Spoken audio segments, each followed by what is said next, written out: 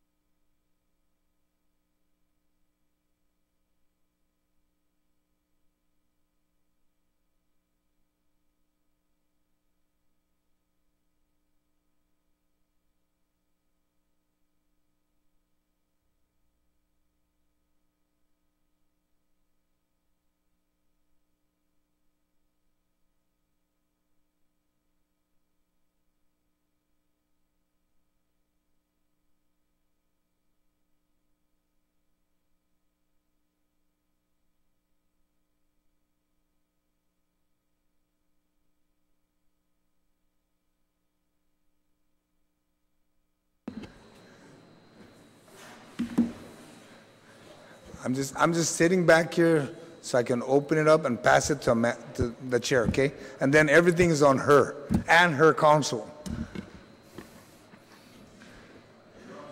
Good evening, ladies and gentlemen. It is just a little bit after 5. It's actually 5:07.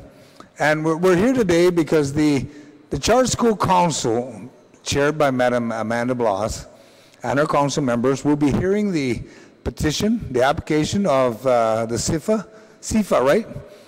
SIFA, right? The Science and Fun and Awesome. That's a robotics program. They'll be submitting their petition or their application to be considered by the council. The only reason why we have it here, the legislature, because the chair asked me to assist her. I said, sure, we'll assist you. We want the people of Guam to see how the process is, so they don't start questioning, how did the council do all this? No, everything is going to be aired. Madam Chair Amanda is going to take over from here, and I'll step away and let you guys have fun on this awesome exercise. Thank you. Thank you, Senator. We are here for the SIFA Learning Academy Charter School public hearing pursuant to 17 GCA Chapter 12, Section 12106. For public hearing, not later than 45 days after a petition to establish an academy charter school is filed with the council shall hold a public hearing on the petition to gather the information that is necessary for the council to make the decision to approve or deny the petition. Before we begin, we'll do introductions first among the Charter School Council. I'm Amanda Bloss, the Charter School Council Chairwoman. Joe Sanchez, representing the Superintendent of Education.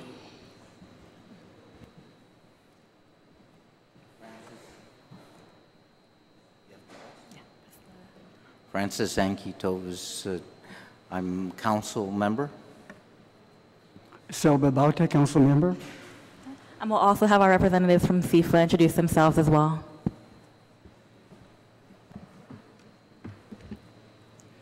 Dr. Anthony Sunga, board member. Dr. Claire Camacho, board member. Charles Data, one of the associates. Hafaday Adrian Lorzell, board member.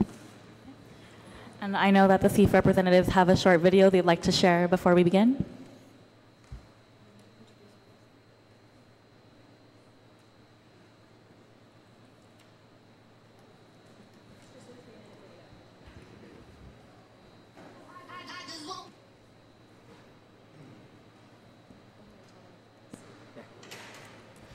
So council members, as the president of SIFA, this nonprofit organization, I know we've had discussions before on who we are, but SIFA again stands for Science is Fun and Awesome, and so this video here kind of represents the projects and the things we've done as an organization. And so today and throughout this month, we've been petitioning for a charter school that we hope that will be approved by your body. And so this captures and embodies what we really represent in terms of the bringing science to make it fun and awesome. So here's this video.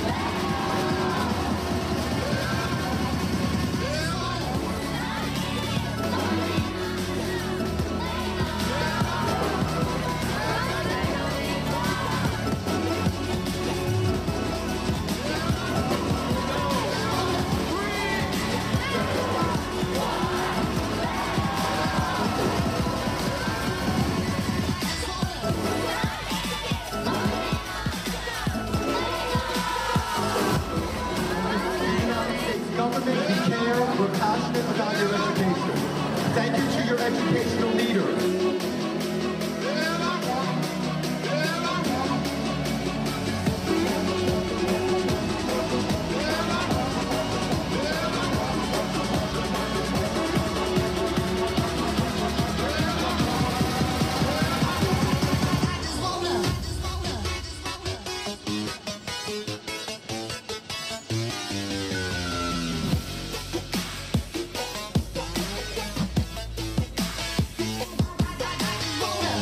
So this competition is called the FLL First Lega League competition, and SIFA is the only regional partner for First Lega League in Micronesia. And so this competition, the winners here, we invite them to a open competition in the United States.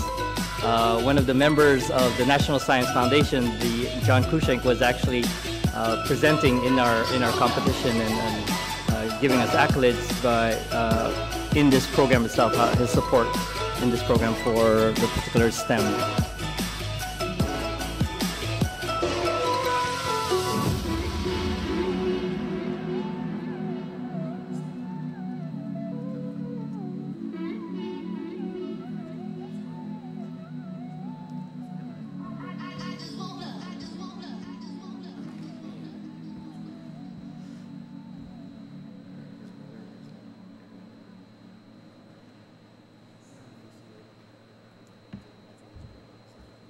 Thank you.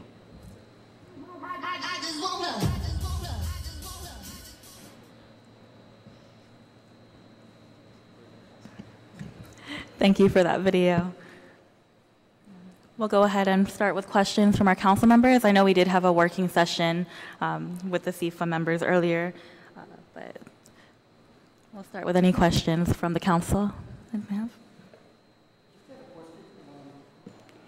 With respect to your area of focus, math, science, fine arts, language, and so forth, how are you, or what's your strategy to integrate arts into STEM? Our method of methodology, I guess our pedagogy, is we're using project-based learning.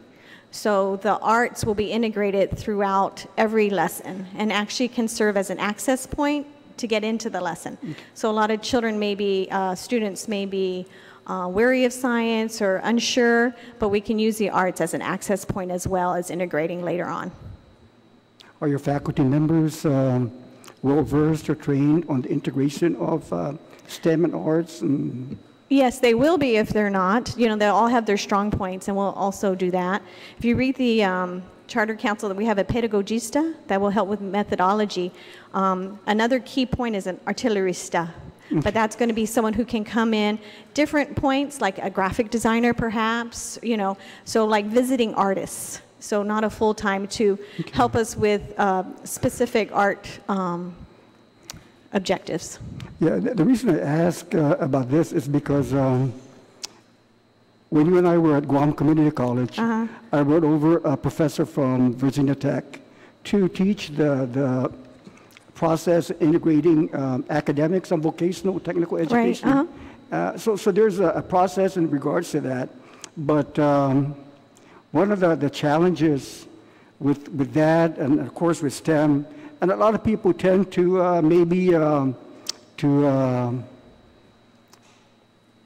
don't understand the complexity behind a STEM program and a technical program, in that, you need resources. You need resources that support cognitive, psychomotor, and affective domains of learning. Mm-hmm.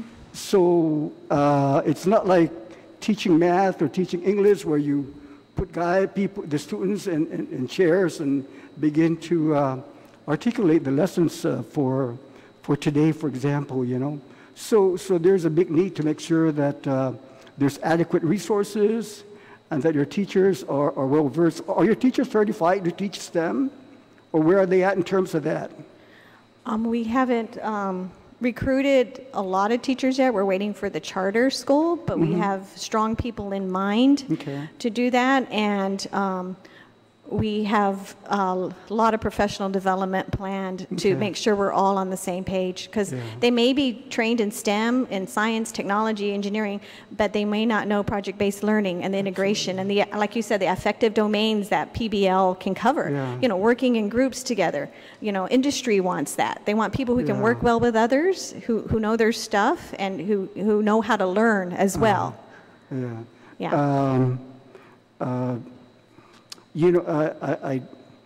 may be on a tangent here, but this charter school really, it's right in my heart. I'm retired Air Force, spent a lot of time in the Air Force dealing with a lot of technological matters and so forth. But hey, I really want this school to be successful. We do too. So I want to make sure that whatever I can do to ensure that you guys proceed in the right direction, I want you guys to know that I'm ready to help. Thank you, Mr. Pavauta. For the record, let's go ahead and start with a summary on CIFA Academy. Okay, that's you. Mission and vision. Yeah, no, go ahead. The CIFA Learning Academy, CIFA was a vision of mine about more than 20 years ago. And it's only coming to fruition because of a lot of the projects that we've done. We realized that we could capture more students. We could change more lives in regards to inspiring this intelligence in them by starting at this middle school. We've heard that there are statistics out there that show that the middle school really hasn't been captured enough in regards to this project-based learning, but even just capturing them in the early age to build the cognitive thinking. And so the CIFA Learning Academy envisions to be the leading middle school in Guam in regards to dedicating students to this type of project-based learning how to work together, learning how to critically think, but encompassing the STEAM into it. You've asked, remember, about the arts, integrating arts, and we believe that it is. Arts is an access point to provide the students to become excited. When they hear the word science, a lot of students pull back or shy away. And so by integrating this program, by this curriculum of project-based learning, we get all the skills, all the passions of every student and put them in a group so that each one would carry them through the integration of learning. And so CIFA Learning Academy our vision is to provide this avenue for them. We plan in our petition ourselves in the first year is to accept about 350 students for the school year of 2018-2019, and we hope that we are accepted or approved as our third charter school for the charter school in Guam. We do have our location, and our location is up in the Tizan area. It's 2535 Seagull Avenue. It is right the former SPED building.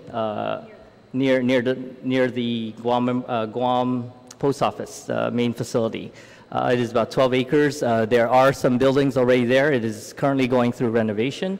So we do have the facilities already, and we're working with our architects as well as our developers to kind of just get that and speed that through. So when we do, or if we do get that third approval, then we are ready for 2018-2019.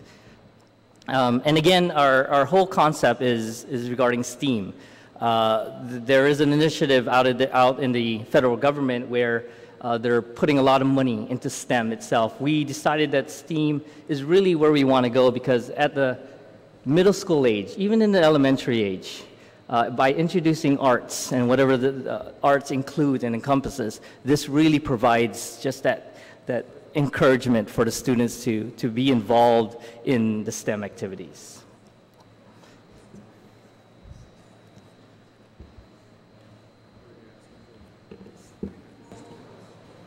I know we brought this up before, but in terms of funding, should the Charter School Council approve this charter application? Obviously, the school year starts before the new fiscal year starts. Does CIFA have a proposed plan to fund up until that point? Yes, so we made arrangements and we understand the timing of the budget. So we made arrangements in that we will upfront the money for the beginning of the school year until the budget for the actual charter school comes in.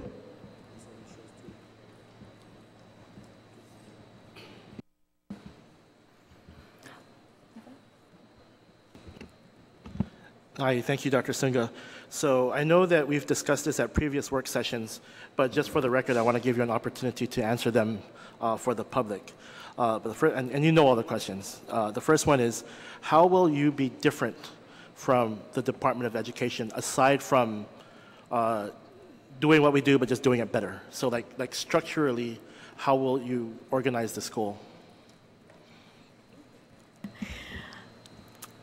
GDOE has a lot of good teachers. How we're going to do it differently is project-based learning. So we're not separating, it's all integration, so we're not separating, you go to English, then you go to math, then you go to science, then you go to social studies. Okay, so there's integration, and we don't see that in the public schools. And of course, the focus on STEM, to use STEM projects as the way to access all the other stuff. So if you're talking about, let's say, a lesson on motion, and we're doing a marble run or a roller coaster, we're integrating math, because we're talking about acceleration, and we're talking about science, kinetic and potential energy. Help me out here, I'm not science. And then we're also talking, reading. What words do they have to know? What do they have to spell? Our spelling words aren't going to come from a list that's has nothing to do with what we're doing. It's what they have to do. What are they going to write about? Their essay is about comparing, a roller coaster that is powered with one that's only gravity roller coasters, so they can do their writing assignment that way. So everything is integrated. So the learning is more efficient, more effective, and more exciting for the students. Are you done, Mr. Sanchez? I don't think he's done. Oh, I have two more, but go ahead and continue with them. So are you saying that you're going to have the academics teachers and your technical teachers working together as a team? Yeah, it's definitely project-based learning is team approach. I'm very excited about this because I'm not sure whether you're aware, but way back at Guam Community College, I worked with Christine Titan and Susan C.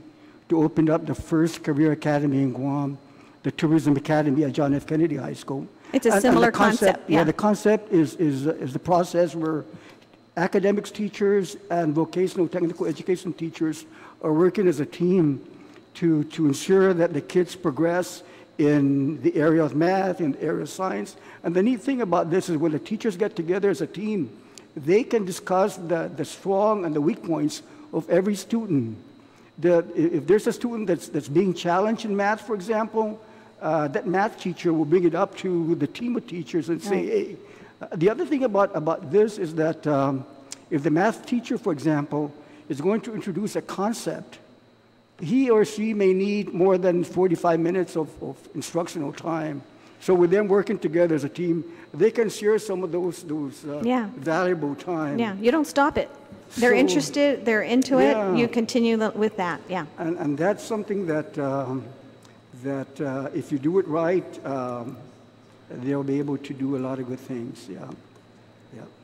And a lot of things that, in regards to just the curriculum itself or the topics that we're dealing with, the big problem is when students open a book, that book references things that are happening in the mainland United States or places they've never been to. And so a lot of our project-based learning, because we have that collaboration from people here, we're actually going to integrate also the culture. So in reference to motion, we could talk about how did they move boats along into the ocean by putting logs there, but we could actually calculate that in terms of using the science in explaining the culture, the things they did in the culture. So the important thing about that is when students start to take ownership, to understand that, wow, this really applies to me and my culture, and it's not just something that's way out there where I'm never going to visit, then they take that ownership and say, wow, science does make sense to me, you know. So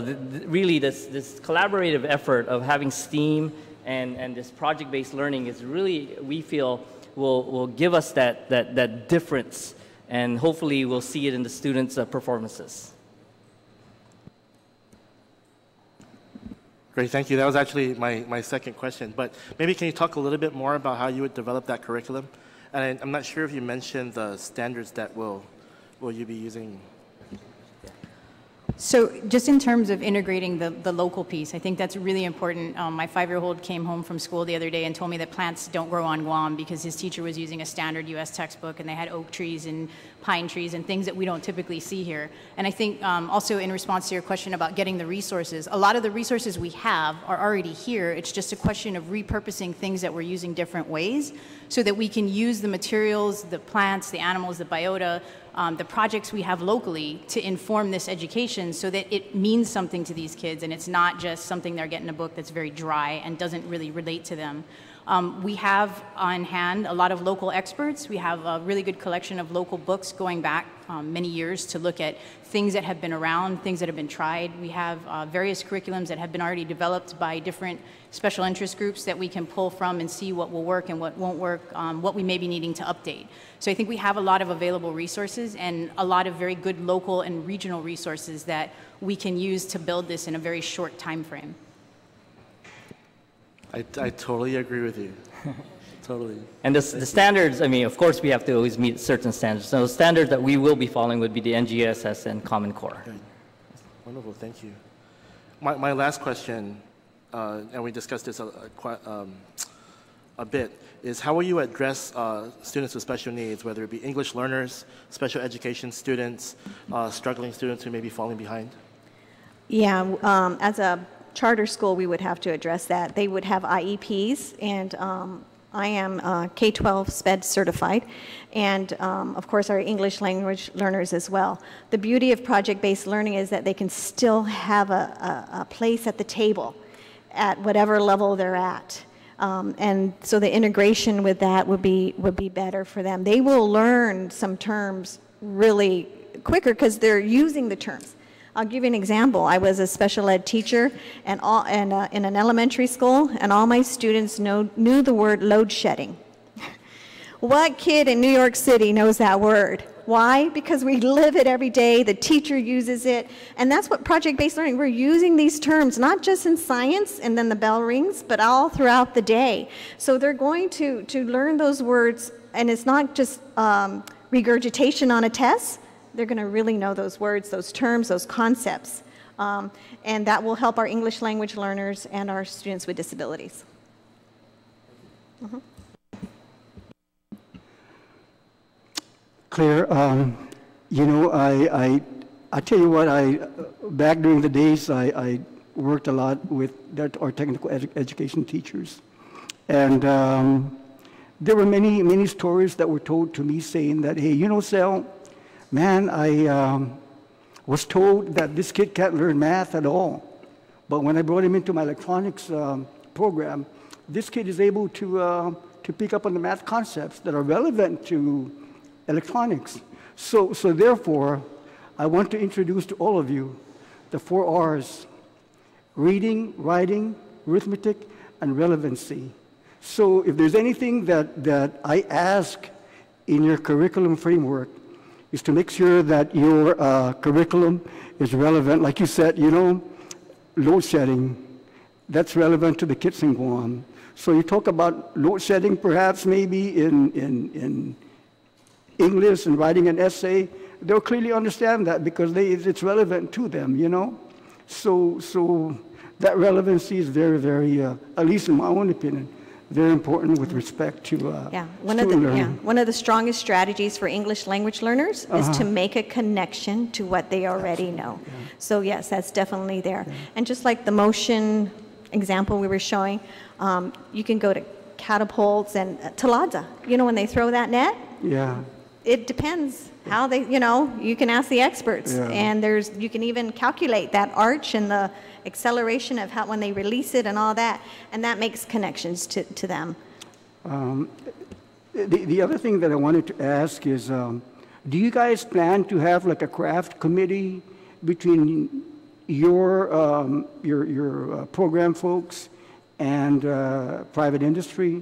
And I ask that essentially to make sure that, again, there's relevancy to what the kids need to learn, or the students need to learn, with respect to, you know, being prepared for the world of work. So, yeah.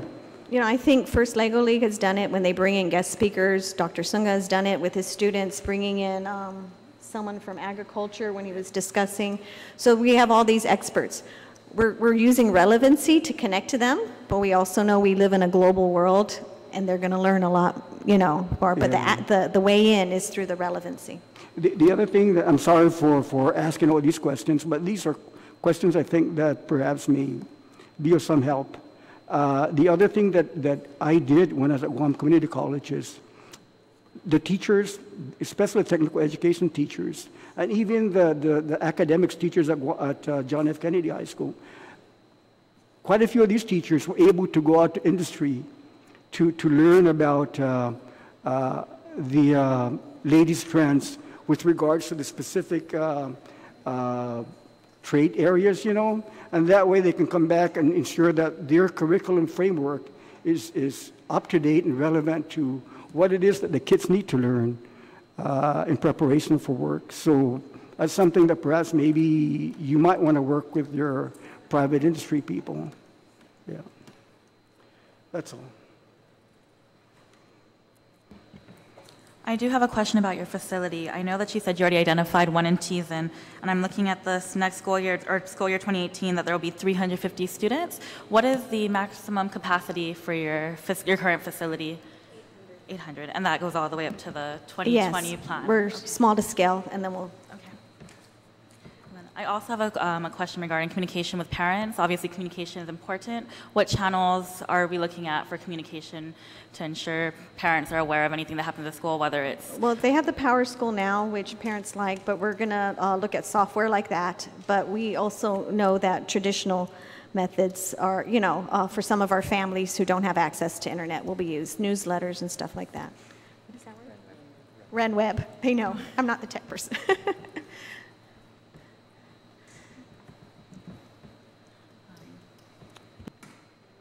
What's the teacher-student ratio that you guys plan to have per classroom?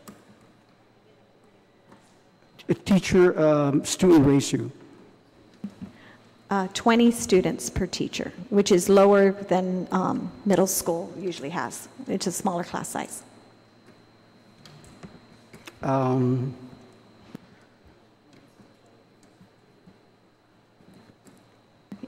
to 25, sorry, correction on that. Just want to make sure that you have adequate resources to ensure that all the kids get involved with different projects. What about, do you guys have a checklist in terms of preparing to open the school? Like ensure that the school is safe, it's inspected, and you guys are able to get... Of course, once the renovations are done, the facilities will be inspected. We will not be able to open, you know, unless we get that from Public Works. Yeah, all of that is kind of more of a technical checklist that we're, you know, working on. Okay. I know the law states that the school is supposed to have a facility that's going to be able to accommodate the students safely and yeah, okay, that's going to be taken care of. Yes, definitely. Okay. That is foremost. What about grants? Are you guys knowledgeable about what grants you can apply for? We're actually hoping we get a charter soon because there are some grants for new charter schools. I have done some grants before, so I have had some experience in writing grants. We have a team of people who can help with that. CIFA in itself has gotten some grants. They do some aquaponics and the drone thing. Adrian, go ahead. So my day job is actually I manage grants for one of the federal agencies. So I have a pretty good network of the different agencies that offer grants that would be relevant, and also what CIFA would qualify for, and then managing and implementing, because that's also another challenge. We don't just want to go out and get resource for resource sake. We need to make sure that it's relevant and appropriate for what we're working on. So hopefully we'll be successful in getting some other sources of funding. I did a lot of grant writing at Guam Community College, so I'd be excited to help out, really, to be honest with you. Yeah, so.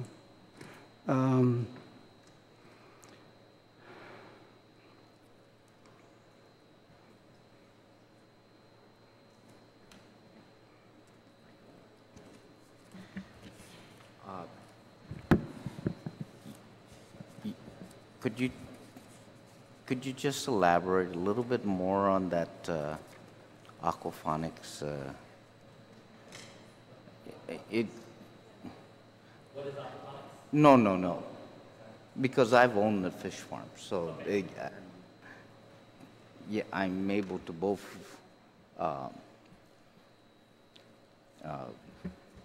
operate and run the hatchery. But go ahead and just explain. I just needed to have an idea of what you were doing. Just give me a little. You don't have to go in depth. I just need to have a generalization of what you're doing. Okay, so well, we got a grant from the Payless Foundation that would allow us to build a curriculum and actually build aquaponics. And for aquaponics, is basically taking fish. And in this case, we're using either guppies or tilapia. And we have ponds, and then what we do is we teach the students the technicality or science behind how aquaponics works, meaning how hydroponics works. And so, and what we do is we have them design really a type of aquaponics. And what we're doing is either a film, nutrient film, as well as an ebb and flow kind of aquaponics system. And so the students, we teach the concept of aquaponics, the science behind aquaponics. And so we sit there and we have them work with designers to actually design a particular aquaponics that would possibly work. And all of this is actually connected to the pumps, and everything is actually connected to photovoltaics. And so we're also teaching sustainability. In this case, we're actually looking at putting into 7 schools, public schools around Guam, to actually help to introduce this, kind of get them inspired into doing this. And so it's just a basic aquaponics and understanding of how aquaponics works, because right now land on Guam or anywhere else around the world is really limited. And so by thinking sustainably, by thinking how can we use this new technology, or not even a new technology, this technology to change their viewpoint in terms of science. Guam, or our culture itself, is based on agriculture and as well as fisheries. And so this actually puts together this connection, this ownership, this relevancy. And so that's what we're doing. It's really going out there and teaching or helping the teachers to incorporate this into their program, or just even introducing it into the school so kids can see and say, what is that? And so they'll ask the question, and their curiosity is really what drives the knowledge of science. Okay. I just have one more. That's I didn't see anything that related to sports and physical fitness. I coached soccer for a few decades already, and so I didn't see how that was integrated, or what was the mechanics of doing that. Okay, so we actually, again, CIFA has a lot of local partners that we're going to bring in for these expertise, or to actually bring the relevancy to our school and to the kids. And so we do have a partnership right now, an MOU with Guam National Badminton Federation. come to our schools and kind of just introduce that to the kids. We also have an MOU, an agreement with Touchline Sports and Services. And so we are including the sports into this because it's very important. Kinetics is one of the important things that kids do, right? Middle school, they love to run around, they love to jump. And so we are incorporating into this. We have a lot of agreements or a lot of collaboration with a lot of the sports agencies around Guam. And so we would bring that in and incorporate that into our curriculum as well because we find it's very important. Science is fun and awesome. Fun is really is sports, right? So that's how we incorporate it into it. Well, I was thinking on two parts of that question had to do with the instructional portion. Then the portions as the other side had to do with the interscholastic side when middle school actually starts that first part. And though I don't coach middle school anymore, that age group, but I just coach 18-year-olds, so it's a little different. But I just want to hear what the plan was, or at least how were you addressing it? Well, when the school starts, of course, we have to look at the students and the interest, and maybe not every sport in the interscholastic, but the sports that we could support. But, physical education is in there. PE is part of it. We have a very large area to do all that. I am Spark PE trained, and we're actually, it's through a grant that I wrote that we're in the public schools, and all elementary schools have all the PE equipment and the training. 200 and some teachers have been trained in that. So we do have the background to implement that.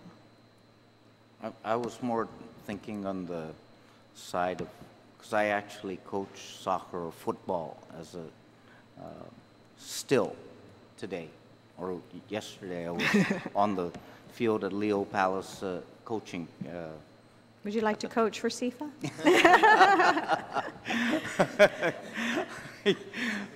I have a full schedule. I'm just. But I'm interested in, because I am both licensed, not to try and coach for someplace else or anyone else. We will look at that when I'm interested in hearing your plan to be successful in that endeavor. We intend to support that based on the interest of the students and how we can, especially when we start small. Okay. We have to. I do have a question regarding the Board of Trustees. Will they have any compensation, financial compensation? We have not worked into any compensation for our board. Okay. And are there any special privileges that have been identified, such as guaranteed enrollment to the school, or? No. Nothing. Okay. And they have to keep out of the hallways. That's why I'll probably step down. And I'll just be a volunteer. It's very clear on the thing that they cannot get involved into the day-to-day running of the school.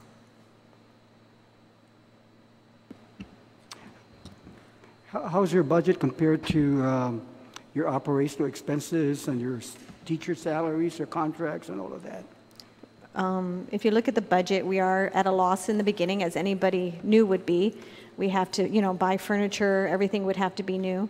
And then by the third year, we'll start paying back what we've lost in the first year. Okay. So I was looking at 350 students? Yes. Multiply that by $6,500.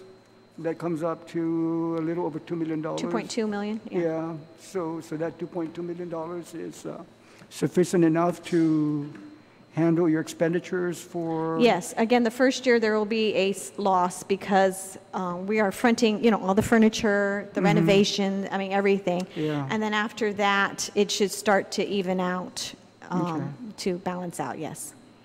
All your classrooms are going to be wired? Yes, definitely. Okay.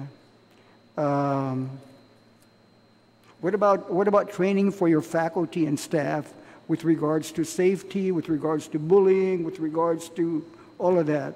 Yeah, Do you guys have any plan? We have professional development training, and I've actually had anti-bullying training from the Superior Court. Okay. Yeah. So we have other people and resources to do all of that, Okay. PD, yeah.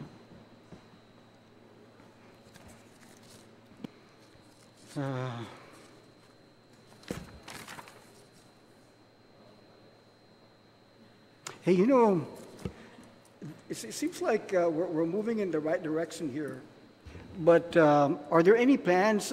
Because, you know, at the middle school, I look at the middle school as the career exploration part of the career education program.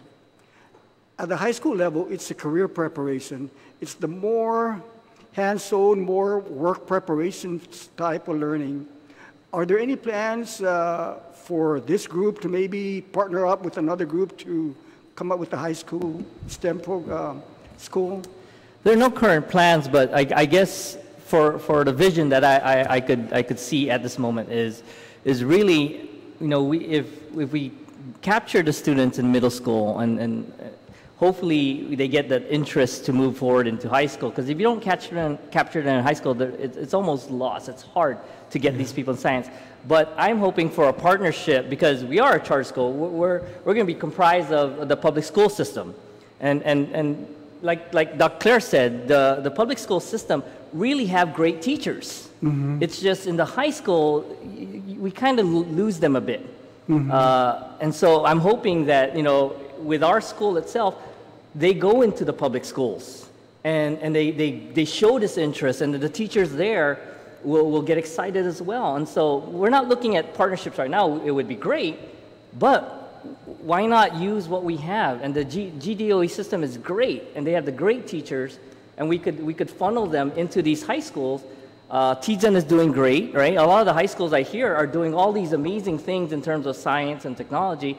And so if we inspire them, we encourage them, if we just light that fire in there, then they go into these high schools, and you have the teachers there and the curriculum there. We may not need to. Really, the statistics show that if we don't capture them in elementary and middle school, it's really hard to get them in the high school. Absolutely, yeah. Let me just share with you, I tell you, you know, education and training is my passion. And I want to share with you a newspaper article from Honolulu Star Advertiser on the 12th of July, 2017. And it said here that Hawaii is again ranked next to the last among American states for business.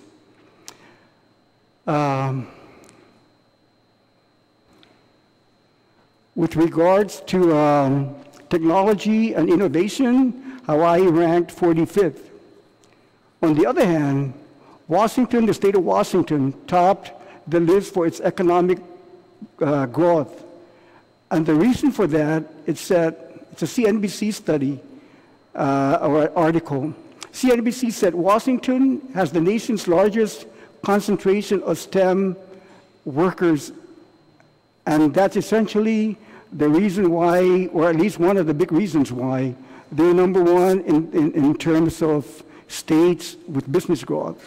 So, you know, the STEM school that you guys are looking at endeavoring on, it's a step in the right direction for the island of Guam, because let's face it, if we want to grow this economy, we need to have competitive workforce. And definitely STEM is one of the big factors in preparing our workforce for the world of work. So something that you might want to keep in mind.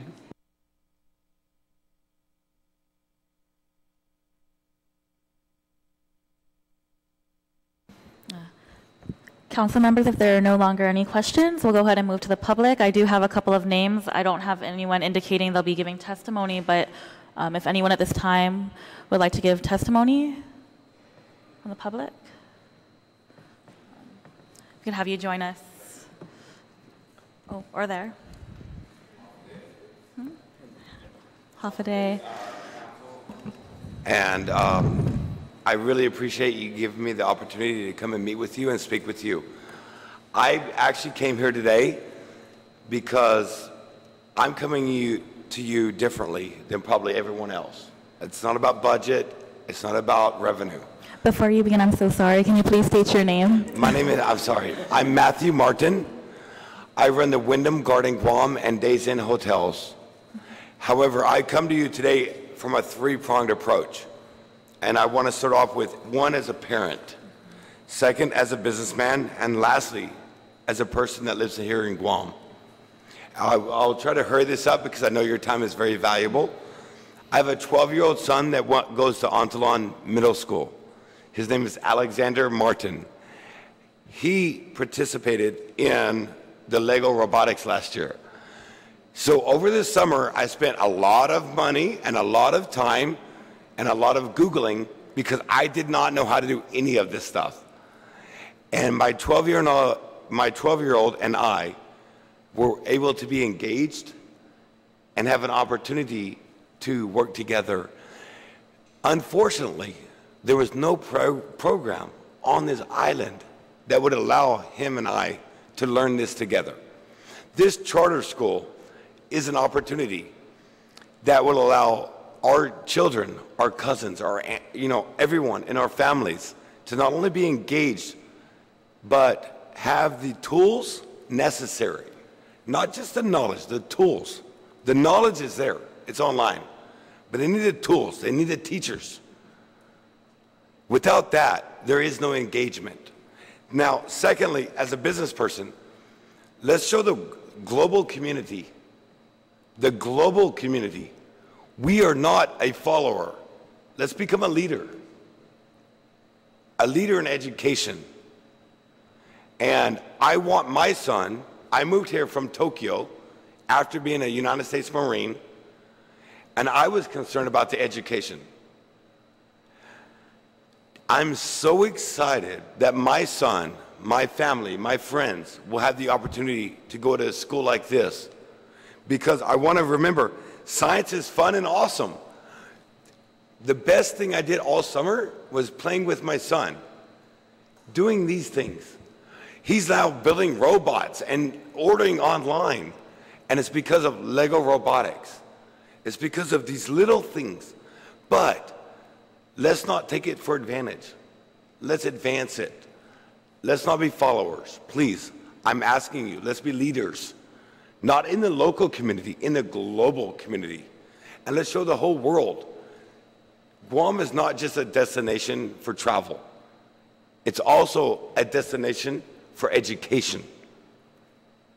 And that's one of the major things. I'm going to fast forward steaming, but looking at my military background, my educational background, my son comes to me with questions that, look, we're all getting older. This is a great opportunity to bring in global thinkers, global leaders. And I want this, my son, to not only be able to have the opportunity to go anywhere in the world and have any job he wants, but come back and bring it back to our community and develop our people, because I am now from Guam. And that's one of the major things. However, I want to leave you with one note, is we sponsor the local soccer federation from Dedido, from Days Inn. We also are the badminton federation. We sponsor this. But these are not only important little things. We're developing special skills, but I want innovation. It's not just textbook. We need innovation. We need leadership. We need to execute all of these details at the end of the day. And it has to be effective. I want our children, my son, to become a global leader. But I don't want him just to do it somewhere. I want him to bring it back to our community. And this is what I'm proud to say. I'm from Guam now. So I'm going to ask you to give our children the opportunity not only to succeed, but become leaders in the global market. Not just the Guam market, the global market, and then bring it back and make us global leaders. So again, thank you for the opportunity to speak, but I really hope you give our charter school the chance, because now I'm jealous because my son is graduating middle school, and if he would have had this opportunity, I'd have been very, very proud. But I am now proud to say I hope Guam gives our children this opportunity. Thank you.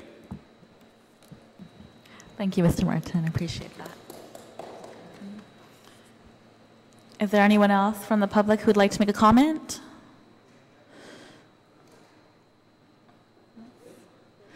If not, we do have one comment.